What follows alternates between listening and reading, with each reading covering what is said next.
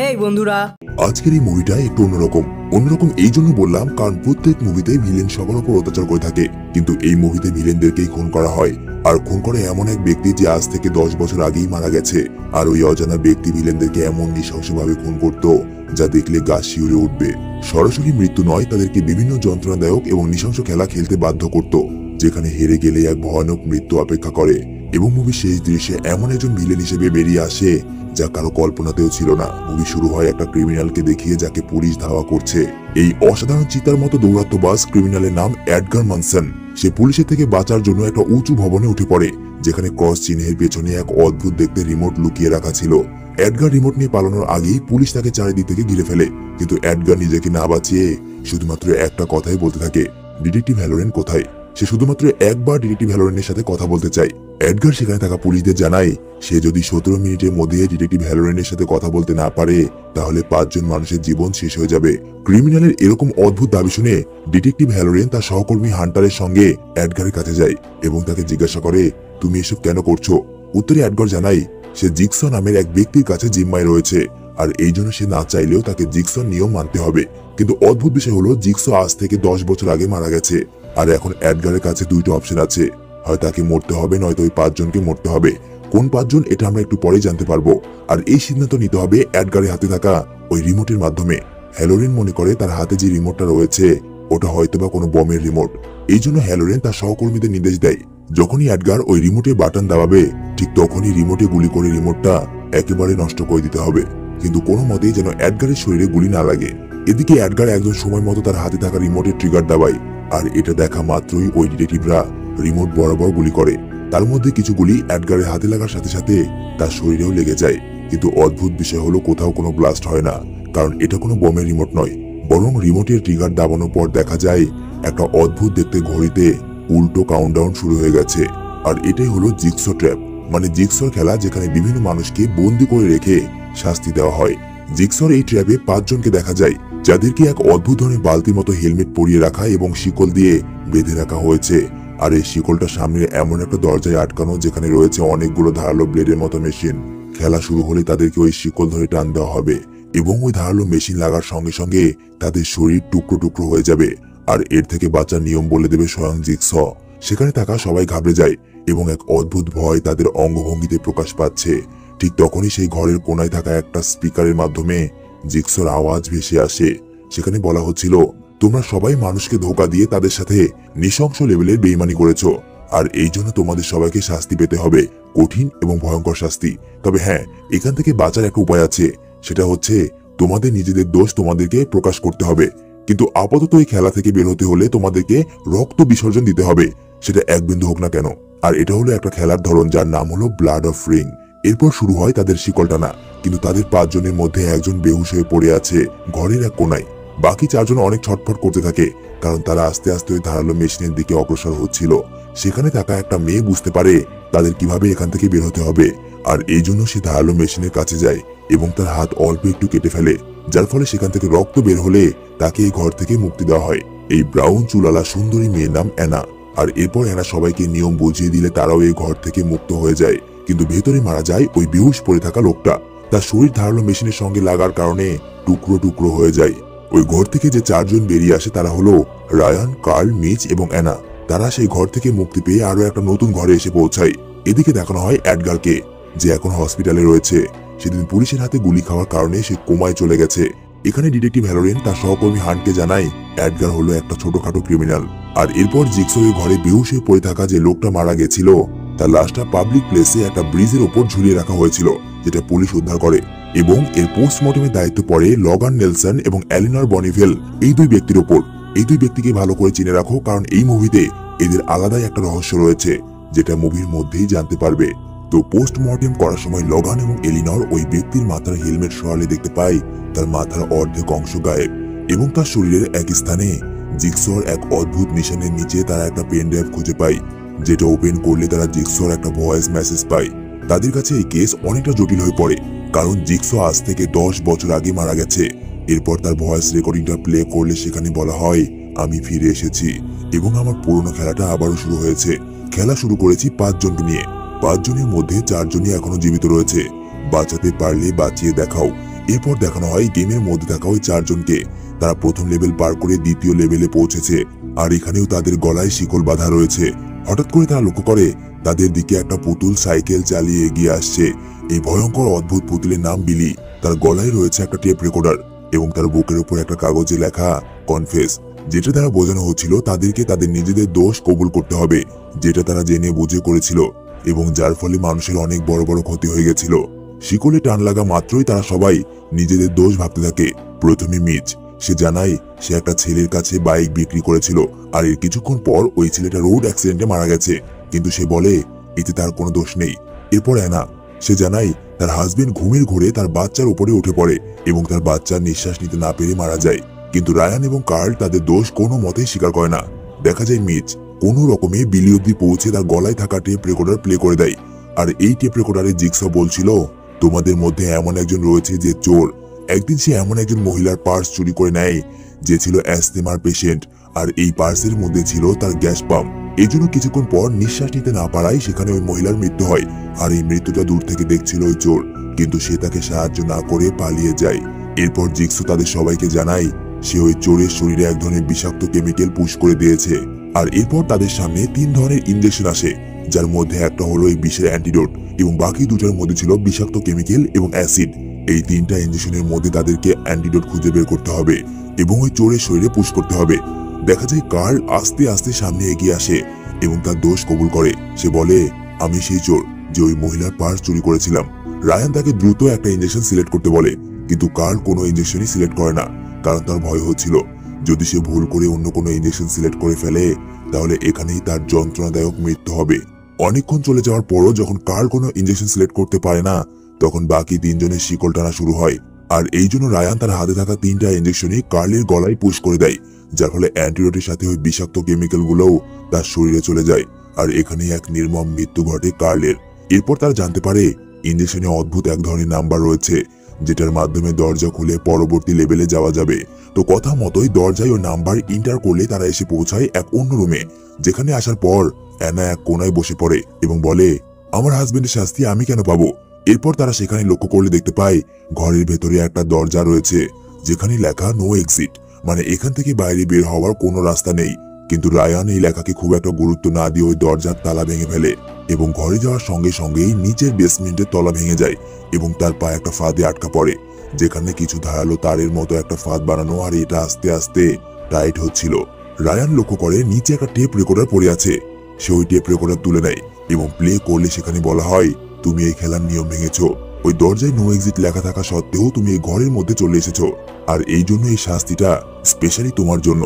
এদিকে Eleanor detective হ্যালোরেন এবং হান্টকে জানায় যে ব্যক্তির পোস্টমর্টেম তারা করেছিল ওই ব্যক্তির শরীরে এক ধরনের ভাইরাস পাওয়া গেছে, যেটা শুকুরের শরীরে পাওয়া যায়।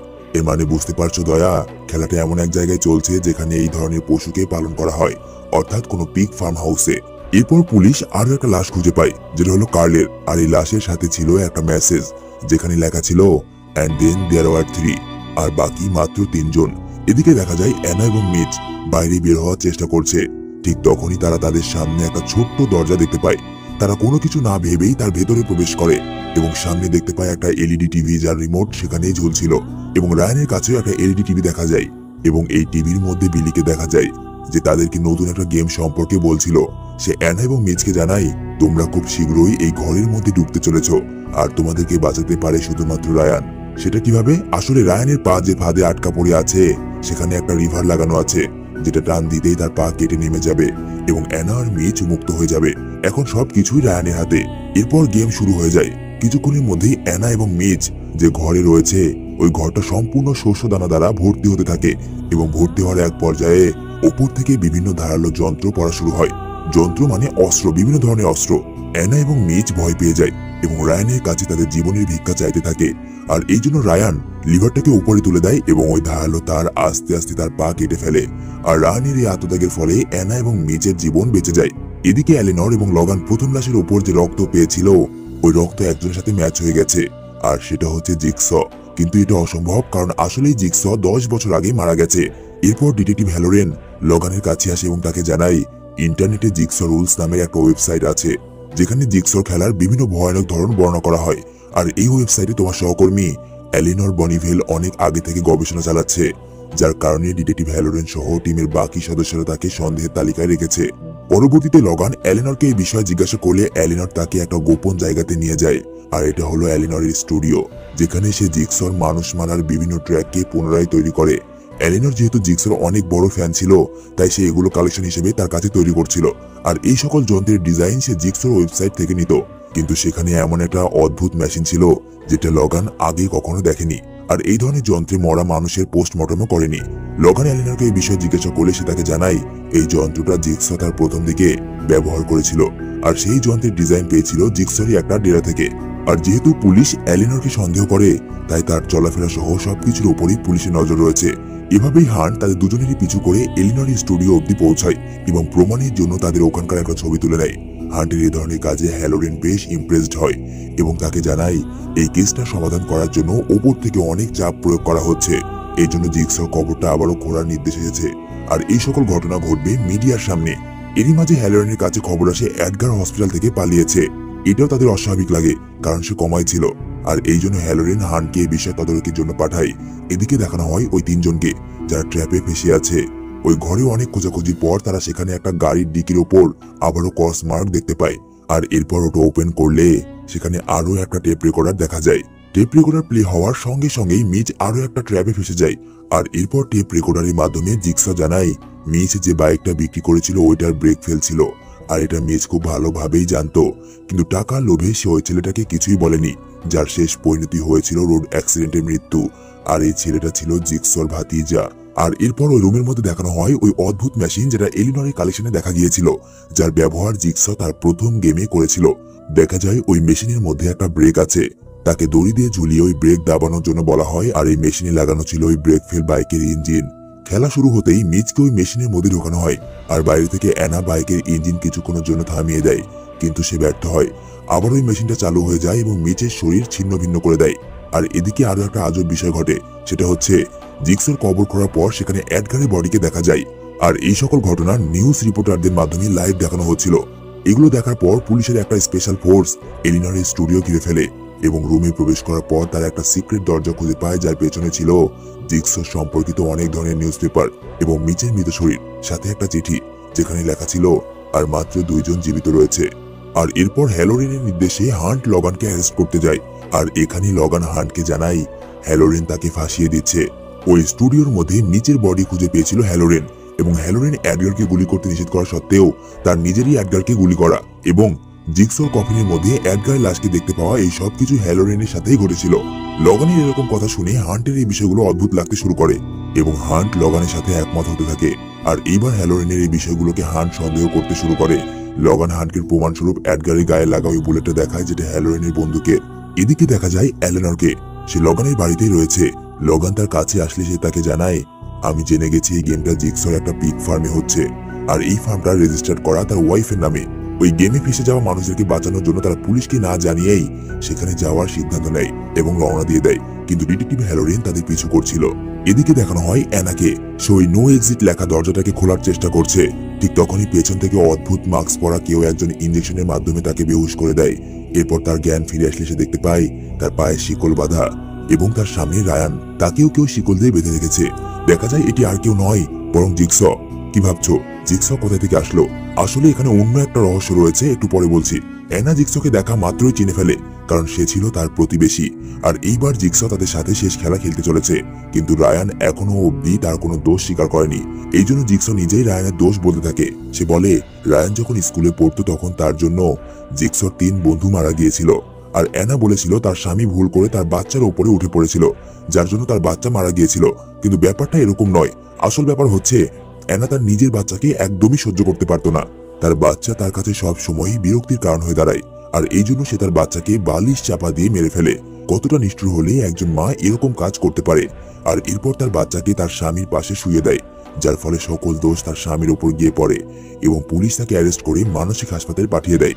পরবর্তীতে তার স্বামী নিজেকে এতটাই দোষী ভাবতে থাকে যে সে নিজেই আত্মহত্যা করে বসে। জিগস, অ্যানা এবং রায়ানকে এসব কিছু বলছিল ততক্ষণে লগান এবং এলিনর সেই ফার্ম হাউসের বাইরে গিয়ে পৌঁছায় এবং তাদের পিছু করছিল ডিটেকটিভ হ্যালোরেন।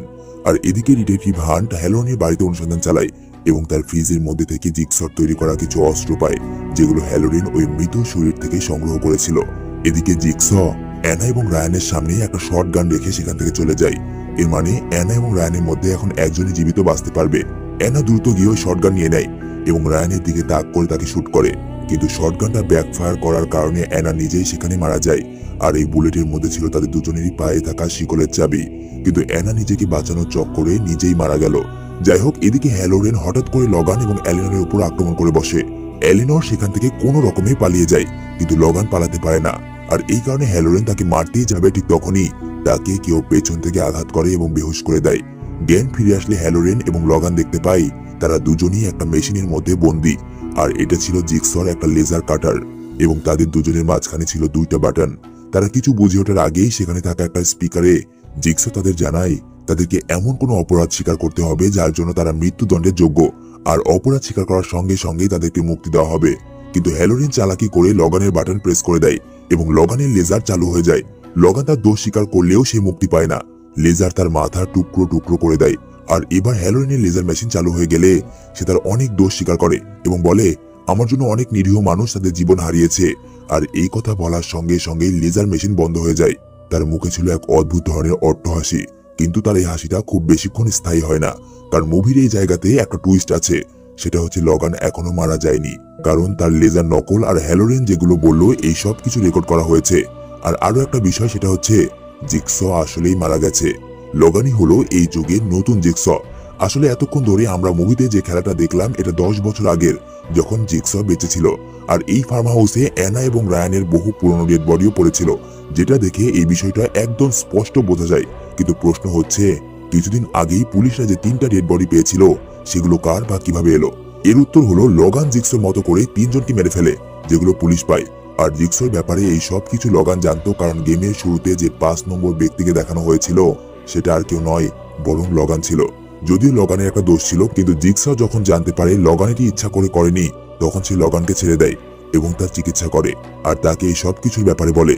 জিগসর এসব কাজের প্রথম সঙ্গী ছিল লগান। আর 10 বছর পর লগান আবারও এই সকল খেলাকে পুনরায় তৈরি করেছে, যার সম্পূর্ণ দায় এবার সে হ্যালোরিনের উপর চাপিয়ে দেবে, কারণ সে একজন পুলিশ অফিসার হওয়া সত্ত্বেও অনেক অন্যায় অবিচার করেছে এবং অনেক দোষ করা সত্ত্বেও সে এডগারকে অনেকবার বাঁচিয়েছে। এডগারের কথা এজন্য উঠলো কারণ এডগার লগানের স্ত্রীকে খুন করেছিল, কিন্তু হ্যালোরিনের জন্য সে কোনো শাস্তি পায়নি। আর এই জন্য লগানকে দ্বিতীয় জিগস হতে হয়েছে। আমাদেরও একটা জিগস দরকার, কারণ সমাজে অন্যায় অবিচার, ক্রাইম, ধর্ষণ বেড়েই চলেছে। তো যাই হোক, লগানই এডগারকে এই গেমে ফাঁসিয়েছিল এবং হ্যালোরিনকে এই সম্পূর্ণ গেমের সাথে ইনভলভ করে দেয়। আর জিগসর ভয়েসকে লগানই নতুন ভাবে তৈরি করেছিল এবং ডেড বডি শরীরে জিগসর যে রক্ত পাওয়া গেছিল সেটাও লগানেরই কাজ। আর এখন এলিনরও হ্যালোরিনের বিরুদ্ধে সাক্ষী দেবে, কারণ সে হ্যালোরিনকে লগানের উপর হামলা করতে দেখেছিল। আর আরো একটা কথা জানিয়ে রাখি, সেটা হচ্ছে এলিনর কিন্তু এই সব বিষয় থেকে অনেকটাই দূরে। যদিও তার কাছে জিগসর অনেকগুলো ট্র্যাপ ছিল, এটা শুধুমাত্র সে তার শখের বশে করেছিল। তো যাই হোক, হ্যালোরিনের এবার আর বাঁচার কোনো চান্স নেই। আর এরপর লগান ওই লেজার রশিটা অন করে দেয়। চোখের সামনে দেখতে দেখতেই হ্যালোরিনের মাথা টুকরো টুকরো হয়ে যায়। সেখানে এক ভয়ানক মৃত্যু ঘটে ডিটেকটিভ হ্যালোরিনের। না, ডিটেকটিভ নয়, একজন প্রতারক এবং বিশ্বাসঘাতক। এদের শাস্তি এরকমই হওয়া উচিত। কি বলো তোমরা? আর এর সাথে এই অসাধারণ মুভিটা এখানেই শেষ হয়ে যায়। তো কেমন লাগলো আজকের এই মুভিটা কমেন্ট করে জানিয়ে দিও, আর মুভির কোন অংশটা তোমার সবচেয়ে বেশি ভালো লেগেছে সেটাও জানিও। ভিডিওতে একটা লাইক করে দিও, আর আমার পরিবারের সদস্য হওয়ার জন্য একটা ছোট্ট রিকোয়েস্ট, সেটা হচ্ছে চ্যানেলটাকে সাবস্ক্রাইব করে নাও। দেখা হচ্ছে পরের কোনো ইউনিক এবং সাসপেন্স ভরা মুভিতে। ততক্ষণের জন্য